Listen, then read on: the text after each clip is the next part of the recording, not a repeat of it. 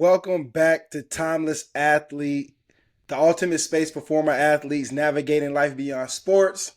I'm Andrecus Lindley, and if you're anything like me, transitioning from a fast paced, adrenaline fueled world of athletics to a post career life comes with its own challenges. But here we'll dive deep into the real struggles that athletes face after hanging up their jersey.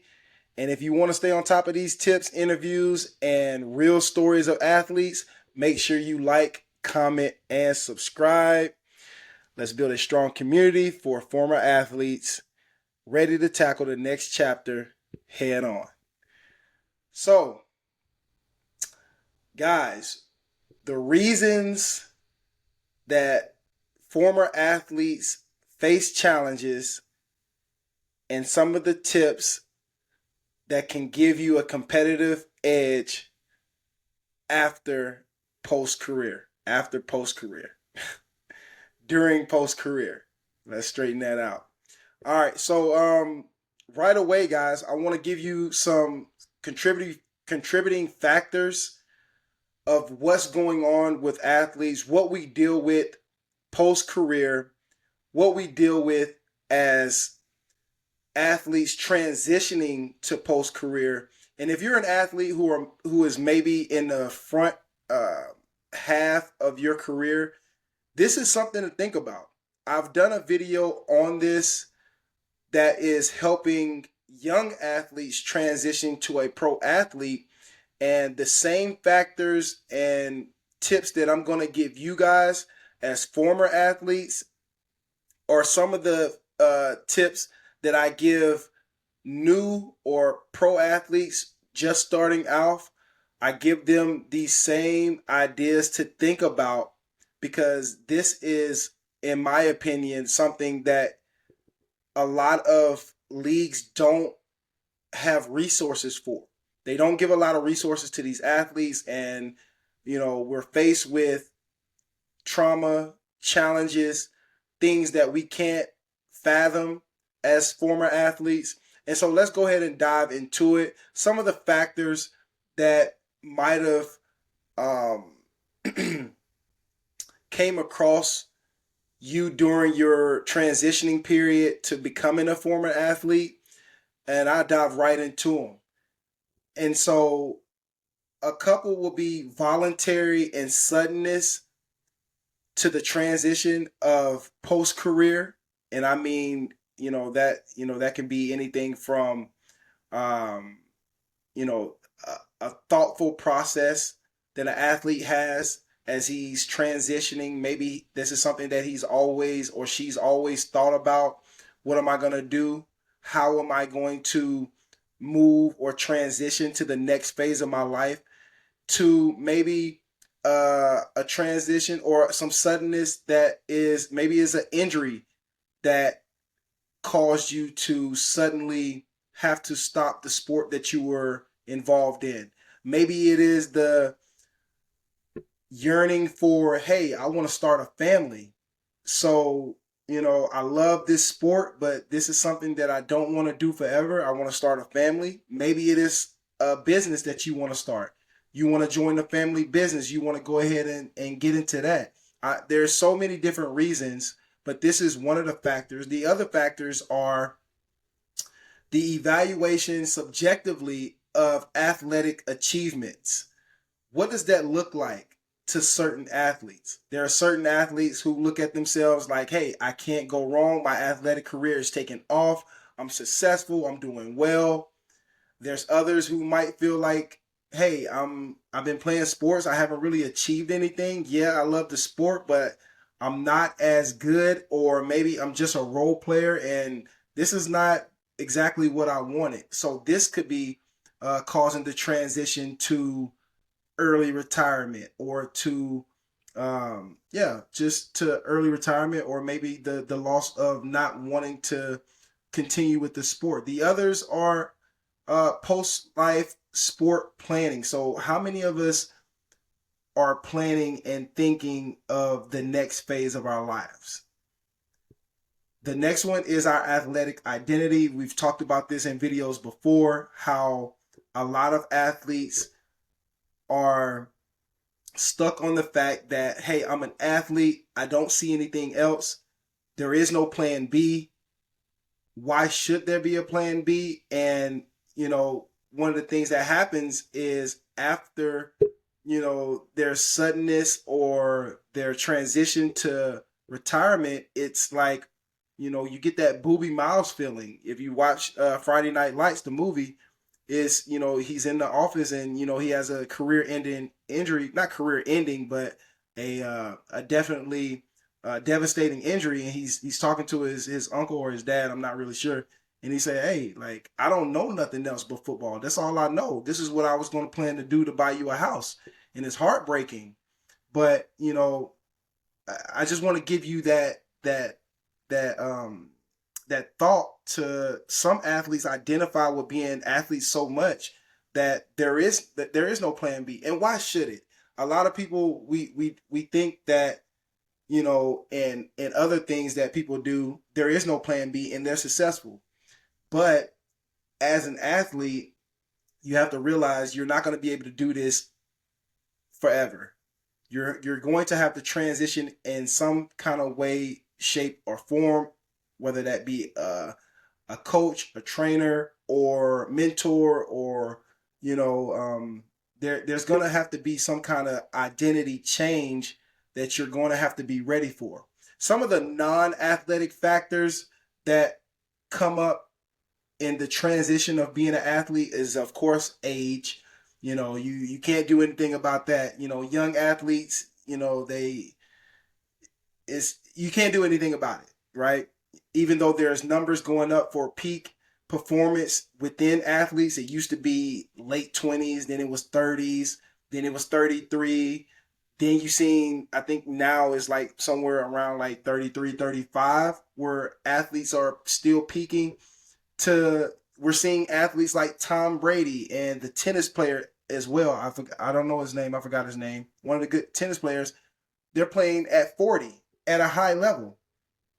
So these are some of the non-athletic factors, of course, age, and then educational status. Besides football, soccer, I know soccer has academies where they at least push their athletes. They come into the academy and they at least get a high school diploma that will keep them eligible to play soccer until they're pro athletes. But what happens after that? And any other sport, there's college, especially in the United States, there's college and things like that you have to kind of push yourself to go through in order to be an athlete and continue to do the things that you love. But these are some of the factors that what happens after the sports career is over. You don't have a bachelor's degree, you don't have a master's in a certain field. You just got by with a high school diploma.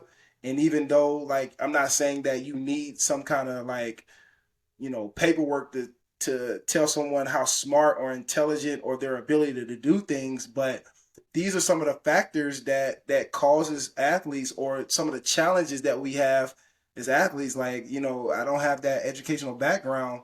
What next? Like, what can I do? I put everything into the sport, and now that I have to transition, what else can I do?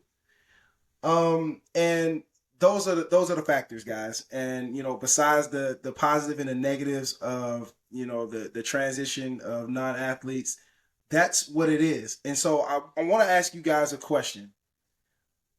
Understanding sports and the retirement process is a little bit more complicated in athletics, right? Because the way you have to adapt to post-career life is a little bit different from anything else that I know professionally.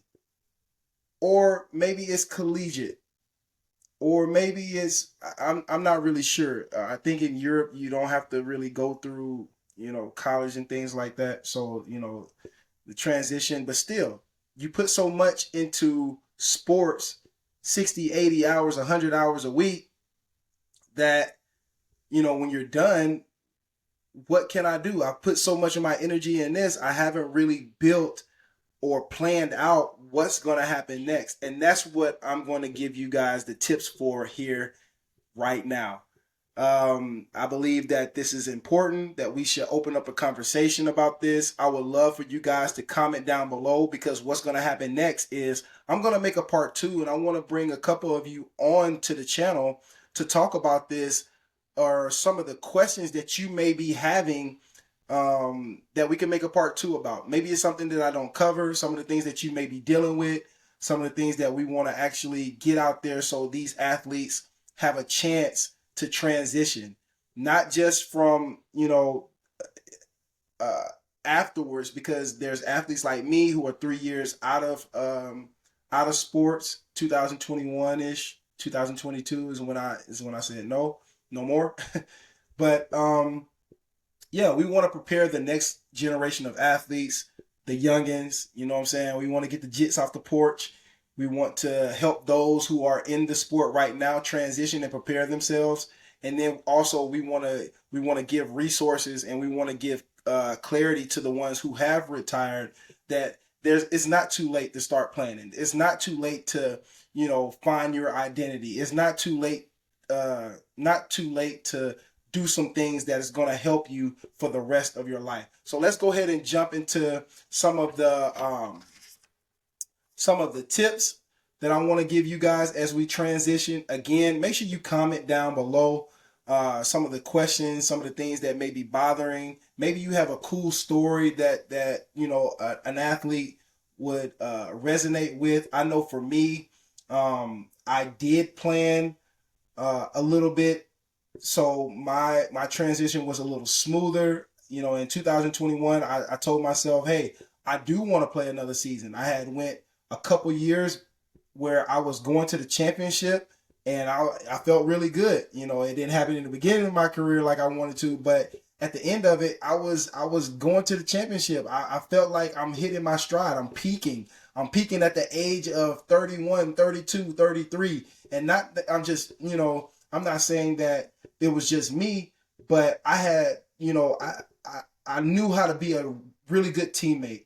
I was learning a little bit about myself, more about myself, and it just felt great. I felt good. There were some things that I was doing physically that was making me, I would say, more dominant than the other players on the field, and I'm really proud of that. But after I figured out that I didn't want to go through that transition of being coached by people that I felt at the time that I knew a little bit more about, I didn't want to go through that whole transition of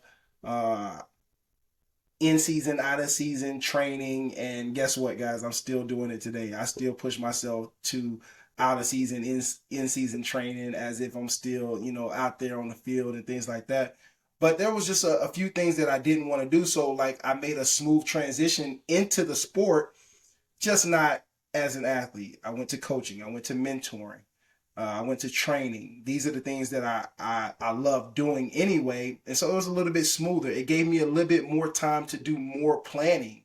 And so, yeah, I don't want to spend too much time on myself. If you would like to hear that, maybe, one of you, 1, 2, 3, or 4, you want to come on the channel, we can have a conversation about, our differences and how we were able to, move on, and maybe it can help someone else. So the first tip I got for you guys, I have 6 of them, and I think this is a really good start, but spend time planning, identifying your interests, the potential careers outside of sports. Consider like your education level. Like, okay, do you have these type of skills? What do you love doing? I love, outside of playing sports, I'm a drummer. I love music. I think a lot of people don't know that about me. I shouldn't be so shy to tell people, because I love drumming. I do it professionally. I've been doing it for as long as I've been living. My parents told me, as a child, like I would just, or not a child, but as a baby, a newborn or whatever, I would crawl and pull the pots and pans out and be banging on them. And, from there, I just woke up one day and I had a pair of sticks in my hand, and I grew up playing in the church. I love being outside. You can catch me with a machete chopping down things in the backyard, grabbing an axe, chopping wood. doing some kind of landscaping. I just, these are some things that I love doing. I'm passionate about learning and building, and there's a lot of different things, but make sure you guys develop and you train yourself. Maybe you want to become a pilot. Maybe you guys want to look into uh, painting, or maybe you want to look into coaching. Something. I don't know. I don't know what your passions are. I don't know what your skills are. Maybe you want to go back to school to get an associate's degree, get a bachelor's. Look at your options because they are limitless. You guys are you're more than just athletes. I want to tell you that being an athlete has to identify with you. You don't necessarily have to identify with being an athlete, and I hope that I'm saying it right to a point where you understand what I mean. Is that you are your own unique person, guys. When people look at you, when your family look at you, they see more than just you playing ball. They see more than you just doing a good job. They're proud of you no matter what, and I know I am. I love you. Um, in Jesus' name, I do. And so I just want you guys to always know, like, you're more than that. All right, you're more than just being an athlete. So use your skills, hone in. Do you love reading books? There's a lot of people who would love to hear you read, or maybe even write a book. But consider getting some education, some kind of job training, whatever field that you feel comfortable in. Maybe it's skills for a new relevant and new industry. You can hop on something that most people don't have an opportunity to do because they're stuck doing whatever they're doing now. So you can jump on it and be really successful. Number two, financial management. By any means, I am not a financial advisor, but I do want to give you guys some tips on I think this is important, some kind of long-term strategy for saving, investing, budgeting, life insurance. You know how many athletes walk away when we don't have life insurance? We don't have any insurance really. We blowing our money on this, blowing it on that, having fun, not thinking about the next stage in our lives, because as an athlete, especially as a young athlete, you're not thinking about that. You're not thinking about injuries, something that can possibly happen and take you off the field just like that. All right. So really get to know someone that you trust. Talk to them about your financial management. Hey, what can I do? And if anything, if I can give you some old man advice, put a couple hundred, just for an example, put a couple $100 away a month. If you ain't got a couple $100, if you got $50, if you got $20, if you got $10, put it away every month. Just put it in a savings account. Do it the old concrete, old man. Put it in the mattress. Put it in the wall. If you from the South, or maybe everybody do that. The old folks, they used to put it in the wall, put it in the pillow, put it up under the mattress, put it in the mattress. Walk around with it in your sock. Don't do that. Don't get robbed. But there's, be smart with your finances. Really start thinking about it. Have your fun. I'm not saying that, but put a little bit away that you ain't gonna miss it. To know that when you walk away from the sport, you got something you can use to help you get to the next stage of your life. Maybe it's starting a family, maybe it's a business, maybe it's a house, maybe you want to travel, or I don't know, but just make sure you're making good decisions and you're taking care of yourself. Like I said, get some insurance, get life insurance, right? Don't put all that pressure on your family and things like that. You know what I'm saying? I'm not an advisor. Trust me, guys. I'm not any better than you guys, all right? At all. So I'm still doing work myself. Number three, stay connected with former teammates, coaches, owners, mentors, and ask for guidance. If you were a great teammate, or even if you weren't the best teammate, maybe you were someone who got on everybody's nerves, you was obnoxious, you thought you was it, but maybe you were it, but you just was a a-hole or whatever. Ask for guidance. Ask him, hey man, it's challenging out here, man. I don't have my teammates. I'm not playing sports.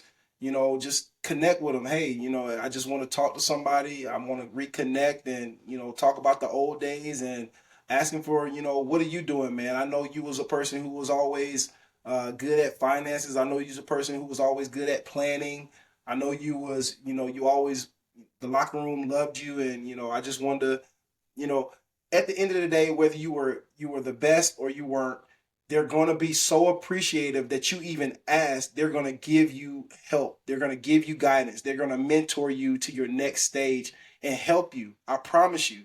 There's nothing more fulfilling than one of my old teammates, or maybe it's one of the kids that I used to coach. They come to me and they be like, "Hey, Coach Lindley, Coach Dre, hey, this and that, can you help me out?" Like that right there, even though I've been coaching and cussing them out, all that, like, that's right there, like, fills my heart with joy. Like that they came to me, they asked me. So ask for guidance. Like, I promise you, it's going to make them feel good, and then it's going to make you feel even better for asking and getting to connect with your old teammates, your former coaches. Maybe y'all have a drink, maybe y'all have dinner or something together, and y'all reconnect, and you get that feeling back. You know what I'm saying? Hey, I got my boys with me, I got my girls with me, whatever it is, right? Number 4, seek counseling. And so this is one of the things that I struggle with as well. I've always tried to fortify my mind and my mental, where I thought I didn't need anybody, and that's not true. We all need someone. And sometimes your girlfriend or your wife or your parents or your siblings or your family members is not enough. There's some things that you need to dive deep into, that is layers and layers and layers of. And a lot of people think that counseling is expensive. They think mentoring and therapy is expensive. Guys, the cheap way to do it, I know y'all know Groupon or some site like that. Go in there and type therapy and spend that 20-30 bucks for a 30-45 minute session with a real therapist, and get and seek counseling. All right. There's so many ways to do it. There's, I don't know, like there's so many sites like Groupon. I'm saying Groupon because that's something for me, but maybe it helps you. Maybe you want to go see a real counselor. You just want to go on a site and you ask, and that's fine. However you want to do it. Maybe there's an A meeting. Maybe you're not a drunk. Maybe you are a drunk.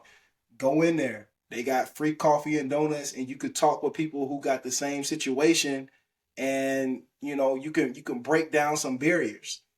And so I think that's really important, and we shouldn't be shy about that. As athletes, we got this big ego where, man, I ain't gotta ask him, I can handle it myself. Or, you feel like you too good to ask somebody for something. Like, ask. People are so excited to help out and to do things.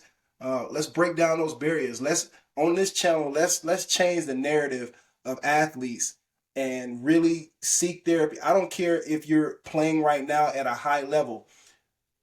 One of the golden gems that I've taken away from successful people reading books and watching others is, no matter what point in your life, seek therapy. If everything is going great, you just hit the lottery, you found the woman of your dreams, the spouse of your dreams, you got kids, your family is good. That's the perfect time to seek therapy.